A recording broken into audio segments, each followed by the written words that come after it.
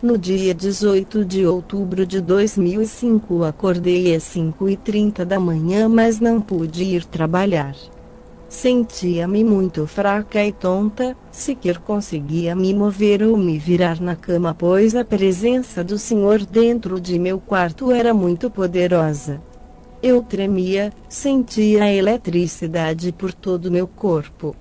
O Senhor apareceu para me buscar um pouco antes das 8 horas, já que lembro que o relógio marcava 7h48 da manhã quando vi, pela última vez, e logo depois disso ele chegou. Ele me saudou e disse que deveríamos partir, pois o tempo passa muito rápido. Levantei-me e começamos a caminhar.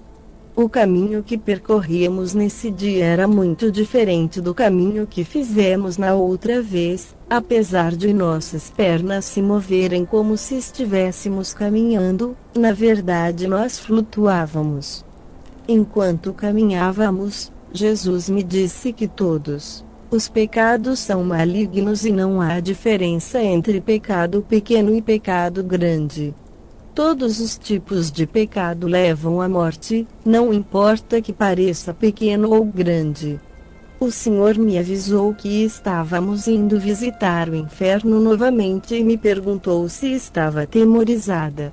Então respondi que sim, eu estava com medo. Ele disse: O espírito de medo não vem de meu pai ou de mim, mas sim de Satanás. O medo faz com que você faça coisas que irão levá-lo ao inferno. sem fé é impossível agradar a Deus e o medo é o oposto da fé. É óbvio que o medo não agrada a Deus, pois destrói a fé da pessoa. Durante todo o tempo em que caminhávamos, íamos lado a lado, e assim que chegamos no portão do inferno, ele tomou minha mão e segurou todos os segundos em que estivemos lá. Eu fiquei muito feliz quando o Senhor tomou minha mão, pois a firmeza de sua mão removia todo medo. Dentro de mim, o lugar continuava do mesmo jeito, nada havia mudado desde a primeira vez que estive lá. Havia moscas, vermes, muito calor, o cheiro fétido, esqueletos, barulho, tudo exatamente como na primeira vez. Passamos pelo mesmo portão horrível de antes e então o Senhor me levou a um certo grupo de pessoas. Nesse grupo vi várias pessoas que conheci quando eram vivas na terra. As pobres pessoas estavam num estado terrível, elas pareciam miseráveis e em grande agonia, mas o pior de tudo era a falta de esperança em suas faces. O Senhor apontou para uma mulher de meia idade a qual conheci em vida. Ela havia falecido em um acidente de carro no começo de 2005. Fiquei chocada ao ver aquela mulher no inverno, pois todos nós a conhecíamos como uma pessoa temente a Deus e que o amava muito. O Senhor disse que aquela mulher amava e ele também amava, ela havia servido o Senhor em vida, ela levou muitas pessoas a Cristo e ela conhecia a palavra muito bem. Ela sempre foi atenciosa para com os pobres e necessitados, ela sempre os ajudava de todas as formas possíveis. Ela foi uma boa serva do Senhor em praticamente todos os sentidos. Essas palavras vindas do Senhor me deixaram ainda mais chocada. Então, perguntei o porquê dele ter permitido um servo seu ir parar no inferno. O Senhor olhou para mim e disse que essa senhora havia acreditado no engano de Satanás. Apesar de ela conhecer muito bem as Escrituras, ela acreditava na mentira de Satanás de que havia diferença entre pecado pequeno e pecado grande. Ela acreditava que um pecadinho não haveria de levá-la ao inferno, já que era cristã. O Senhor continuou: Eu a avisei várias vezes e a exortei a parar de fazer aquilo, mas ela sempre achava que aquilo que praticava era insignificante e concluía que meus avisos não eram nada mais do que seu próprio sentimento de culpa. Teve uma época que ela parou por um tempo, Mas logo depois se convenceu de que o aviso não vinha de mim, e sim de sua própria voz interior, pois aquele pecado era muito insignificante para ofender o Espírito Santo. Pedi novamente ao Senhor para me contar qual era o pecado que essa mulher havia cometido e ele respondeu que essa mulher tinha uma amiga que era enfermeira no hospital Osakati. Todas as vezes que essa mulher ficava doente, ela não ia ao hospital a fim de não pagar as taxas como todo paciente faz. Ao invés disso, ela pegava o telefone e pedia à sua amiga que pegasse os remédios necessários na despensa do hospital. Sua amiga sempre concordava e depois ela ia pegar os remédios na hora combinada. Em primeiro lugar, ela decidiu aceitar a mentira do diabo sobre pecado pequeno e pecado grande, e fazendo isso ela rejeitou minha verdade, ponto e vírgula. Ela também fez com que outra pessoa pecasse e furtasse em favor dela própria. Mas o pior de tudo é que ela ofendeu o Espírito Santo. Esse é o motivo dela estar no inferno. Não importa que você traga milhares de almas para o Senhor, ainda é possível que você vá para o inferno caso ofenda o Espírito Santo. Você não deve apenas se importar com a salvação dos outros, mas também deve estar atento a não esquecer de sua própria alma. Esteja sensível ao Espírito Santo todo o tempo. Depois de proferir essas palavras, o Senhor disse que deveríamos voltar. Muitos cristãos que ouvem essa história consideram esse assunto complexo. Sempre ouço perguntas do tipo: mas o que você me diz sobre justificação, misericórdia e graça, e também se é possível perder sua salvação depois de recebê-la? Isso não é severo demais? Pode Deus ser tão cruel assim? Bem, como eu disse no começo do livro, não estou apresentando nenhuma teologia aqui. Apenas estou contando aquilo que o Senhor havia mostrado e ensinado a mim, e também aquilo que Ele permitiu que eu testemunhasse. Por favor, consulte sua Bíblia para obter respostas. Veja os seguintes versos e faça seu próprio julgamento. Antes subjugo meu corpo e o reduzo à servidão, para que, pregando aos outros, eu mesmo não venha de alguma maneira ficar reprovado. 1 Coríntios 9:27. Que diremos, pois? Permaneceremos no pecado para que a graça abunde? De modo nenhum. Nós, que estamos mortos para o pecado, como viveremos ainda nele? Romanos 6:1-2. Não reine, portanto, o pecado em vosso corpo mortal, para lhe obedecerdes em suas concupiscências. Romanos 6:12. Porque, se pecarmos voluntariamente, depois de termos recebido o conhecimento da verdade, já não resta mais sacrifício pelos pecados, mas uma certa expectação horrível de juízo, e ardor de fogo, que há de devorar os adversários. Hebreus 10:26-27. Na segunda-feira, dia 6 de março de 2006, fui acordada pelo meu despertador que tocou às 5:30 da manhã. Comecei a orar e percebi que havia uma grande unção sobre mim. Senti meu corpo fraco e trêmulo, ondas de eletricidade percorriam meu corpo. À tarde, quando estava deitada na cama, vi uma luz brilhante enchendo o quarto. Vi minúsculas bolinhas brancas do tamanho da cabeça de uma agulha. Essas pequenas contas redondas caíam como chuva e penetravam em minha pele.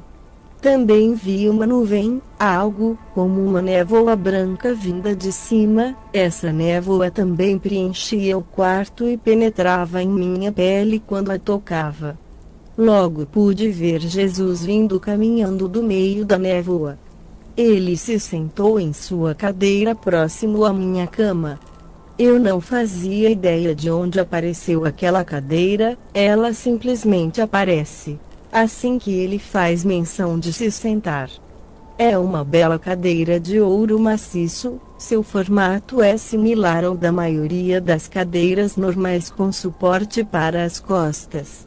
Cada perna é uma estrela prateada, uma estrela similar, porém maior, serve de apoio para as costas. e em cada perna há uma roda. Jesus me saudou e esticou sua mão em minha direção, dizendo que levantasse, pois o tempo passa muito rápido. Ele me puxou pela mão, fazendo com que sentasse na cama. Então ele disse: Victoria, vamos orar.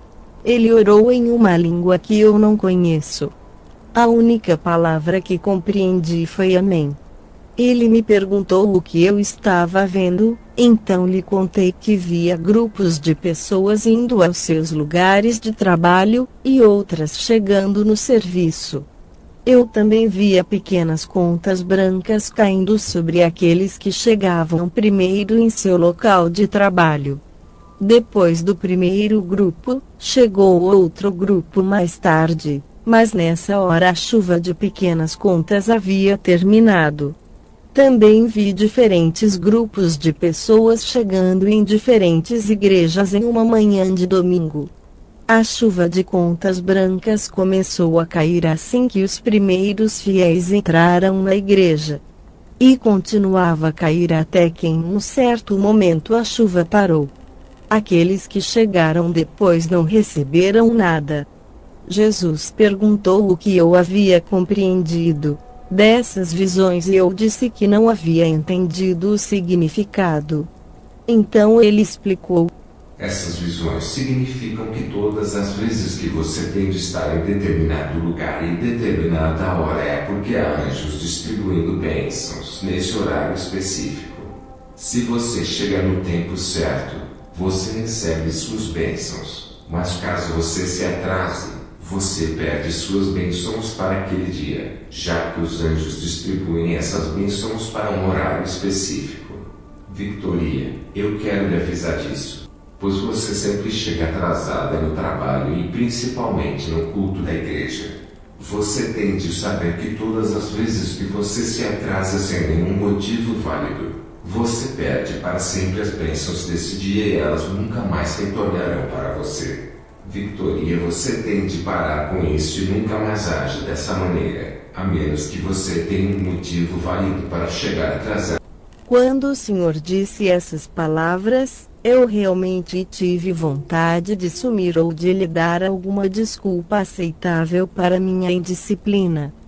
Contei-lhe que muitas vezes eu acabava dormindo demais, mas ele fitou direto em meus olhos e disse que eu estava mentindo, pois eu tinha uma tendência péssima a voltar para a cama depois de ter acordado, de sucumbir ao desejo de dormir por mais alguns minutinhos.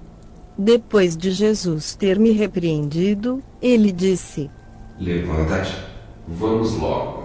O tempo passa muito rápido e temos coisas a fazer. Nessa hora o Senhor me levou a um lugar onde jamais havia estado antes. Era também a primeira vez que caminhávamos pela estrada que pegamos nesse dia. Chegamos a um jardim cheio de belas flores e belas árvores verdes. Nada na terra é comparável à sua beleza. As flores eram de todos os tipos de belas cores vivas. Sentamo-nos em um belo banco de praça feito de ouro maciço com pequenas estrelas, prateadas e brilhantes. Ao sentarmos, ele apontou para algo à nossa frente e disse: Victoria, veja. Você consegue ver aquela cidade? Quando olhei, vi uma cidade muito brilhante e enorme. Era de uma beleza além de qualquer descrição. A cidade possuía um portão brilhante e dourado, e em sua frente estava sentado um senhor de idade avançada. Ele tinha uma longa barba branca e cabelos brancos. Eu já havia visto esse senhor anteriormente, e quando perguntei a Jesus quem era esse homem, ele respondeu que era Abraão, o pai da fé. Eu vi muitas estradas pavimentadas com ouro nessa cidade. Haviam prédios altos que brilhavam como ouro. O brilho e luminosidade dessa cidade são indescritíveis. Jesus se voltou para mim e perguntou: O que você acha dessa cidade? Respondi que era muito bonita e que eu gostaria de ir lá. Jesus disse: Eu vou te levar a esse lugar caso você continue obedecendo, pois é lá que estará sua morada. Continue obedecendo, pois se você desobedecer, Victoria, corvos irão voar sobre sua casa. Sua casa servirá de moradia para corujas e divertimento para demônios. No entanto, não tema, pois eu estou convosco. Apenas obedeça. Pois todo aquele que é desobediente terá sua casa coberta por corvos e servirá de moradia para corujas e divertimento para demônios. Jesus Cristo é real e ama todos nós com um amor indescritível. Seu maior desejo é que nós escolhamos a vida a fim de passarmos a eternidade ao seu lado. Seu coração sofre por cada um que morre e vai ao inferno por rejeitar a salvação que ele oferece, mas muitos preferem escolher o caminho da morte. Mesmo que você seja um cristão nascido de novo, por favor, lembre-se sempre desse aviso: o tempo passa muito rápido.